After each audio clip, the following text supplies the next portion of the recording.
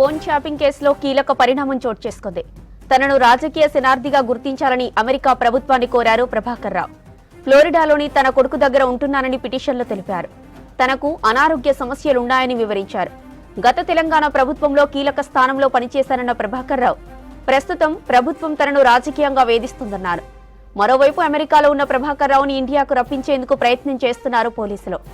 ఇక ఇంటర్పోల్ ద్వారా red corner notice జారీకి ప్రయత్నిస్తున్నారు. అమెరికాలో ఫోన్ ట్యాపింగ్ నిందితుడు ప్రభాకర్ రావు ఇష్యూకు సంబంధించిన మరిన్ని డీటెయిల్స్ ధనరాజ్ లైవ్ లో అందిస్తారు. ధనరాజ్, డీటెయిల్స్ ఏంటి? జ్యోతి, ఫోన్ ట్యాపింగ్ కేసులో కీలక నిందితుడిగా ఉన్నటువంటి A1గా ఉన్నటువంటి ప్రభాకర్ రావుకు ఇప్పటికే అంటే అమెరికాలో ఆయన తలదాచుకుంటున్నారు. ఈ క్రమంలోనే అమెరికా ప్రభుత్వానికి ఒక పిటిషన్ పెట్టుకున్నాడు. తాను తెలంగాణ ప్రభుత్వంలో చాలా వరకు కీలక అంటే ప్రభుత్వ హయాంలో అక్కడ తాను ప్రభుత్వ అధికారిగా ఒక ఇంటెలిజెన్స్ డిపార్ట్మెంట్లో OSDగా పనిచేశాను. ఈ క్రమంలోనే తనను తెలంగాణ ప్రభుత్వం చాలా వరకు రాజకీయ పరంగా తనను వేధిస్తుందంటూ ఇలాంటి క్రమంలో తాను అనారోగ్య సమస్యల కారణంగా తాను అమెరికాలో ఉన్నటువంటి తన కుమారుడి దగ్గర ఆరోగ్యరీత్యా కూడా చికిత్స పొందుతున్నాను కాబట్టి తనకు సంబంధించినటువంటి విషయాలన్నింటినీ కూడా ఈ పిటిషన్లో వెల్లడించడం జరిగింది. ఏదైతే తాను గత కొన్నాళ్ళ నుంచి అమెరికాలోని ఈ ఫ్లోరిడాలో ఉంటున్నటువంటి క్రమంలో తాను తీవ్రమైనటువంటి అనారోగ్య సమస్యల కారణంగా ఈ ఫ్లోరిడాలో ఉంటున్నాను కాబట్టి తనకు కొన్ని మినహాయింపులు ఇవ్వాలి.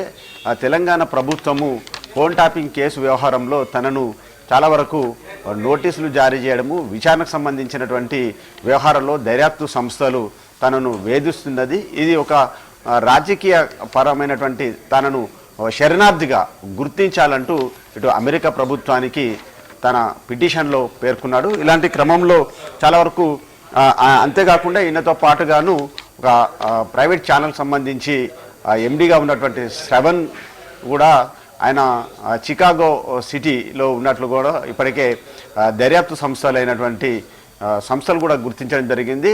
మొత్తం అంటే ఈ ఫోన్ ట్యాపింగ్ కేసు వ్యవహారంలో ఓ వైపున దర్యాప్తు వేగంగా కొనసాగుతుంది. ఇప్పటికే ఇద్దరికి కూడా లుకౌట్ నోటీసులు జారీ అయ్యాయి. మరోవైపున చూసినట్టయితే రెడ్ కార్నర్ నోటీసుల ప్రాసెస్ కూడా కొనసాగుతుంది.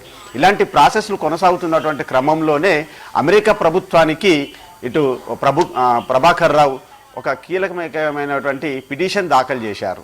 ఎందుకంటే తాను గుర్తించి మళ్ళీ అక్కడ ఉన్నటువంటి అంటే ఇంటర్పోల్ ద్వారా పోలీసులు అరెస్ట్ చేసి తెలంగాణ ప్రభుత్వానికి అప్పగించేటువంటి రెడ్ కార్నర్ నోటీసు ఫైనలైజ్ అవుతున్నటువంటి క్రమంలోనే ఇక అమెరికా ప్రభుత్వానికి ప్రభాకర్ రావు ఒక అపీల్ తోటి పిటిషన్ దాఖలు చేశారు. అయితే తనను ఇందులో ముఖ్యంగా చూసినట్టయితే తనను రాజకీయ శరణార్థిగా గుర్తించి ఇందులో వెసులుబాటు కల్పించాలనేదే ఈ పిటిషన్లో ప్రధానమైనటువంటి అంశంగా పేర్కొన్నారు. అంతేకాకుండా గత కొన్నాళ్ళ నుంచి తాను కుమారుని దగ్గర తన కొడుకు దగ్గర అనారోగ్య సమస్యలతోటి తీవ్రంగా ఇబ్బంది పడుతున్నాను కాబట్టి దాంట్లో ఆ పిటిషన్లో కొన్ని అంశాలను పేర్కొంటూ తనకు మినహాయింపు ఇవ్వాలని ఈ పిటిషన్లో కోరడం జరిగింది.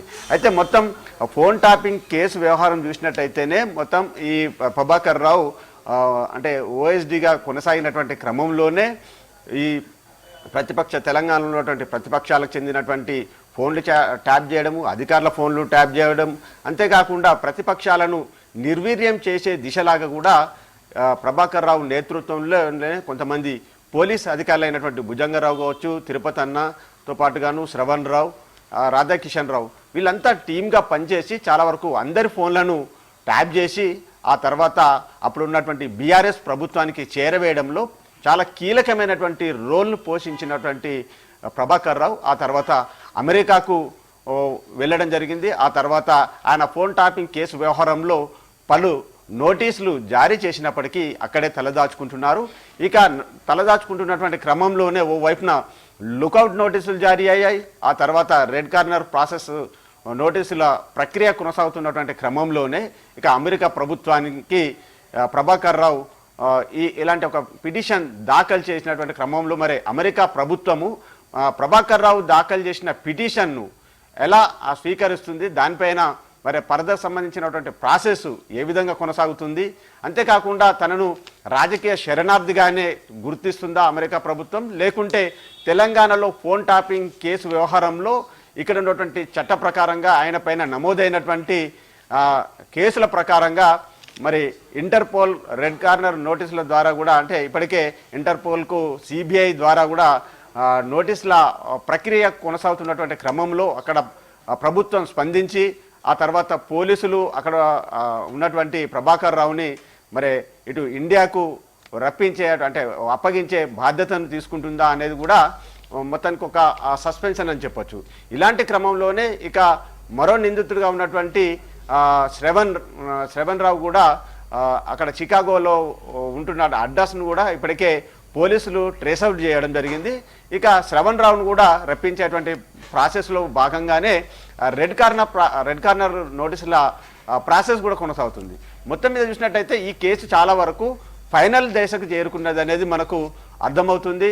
ఇక ఫైనల్ దశలో కేసులో కీలకంగా రెడ్ కార్నర్ నోటీసుల ప్రక్రియ ప్రాసెస్ పూర్తయినట్లయితే ఇక ప్రభుత్వం నుంచి అక్కడ అమెరికా ప్రభుత్వం నుంచి పోలీసులు వారిని మరి తెలంగాణ అంటే ఇండియాకు అప్పచెప్పే బాధ్యత తీసుకుంటుందా అనే అంటే ఇలాంటి ప్రాసెస్ పైన ఒక క్వశ్చన్ మార్క్ ఏర్పడుతున్నటువంటి క్రమంలోనే మరి అమెరికా ప్రభుత్వానికి ప్రభాకర్ రావు దాఖలు చేసిన పిటిషన్ను స్వీకరించి మరి ఆయనను రాజకీయ శరణార్థిగా చూస్తుందా అనేది కూడా ఈ అంశాన్ని మనం మరి ప్రభుత్వం ఎట్లా అంగీకరిస్తుంది, లేకుంటే తెలంగాణ ప్రభుత్వానికే అప్పజెప్పుతుందా అనేది కూడా తేలాల్సినటువంటి అంశం జ్యోతి.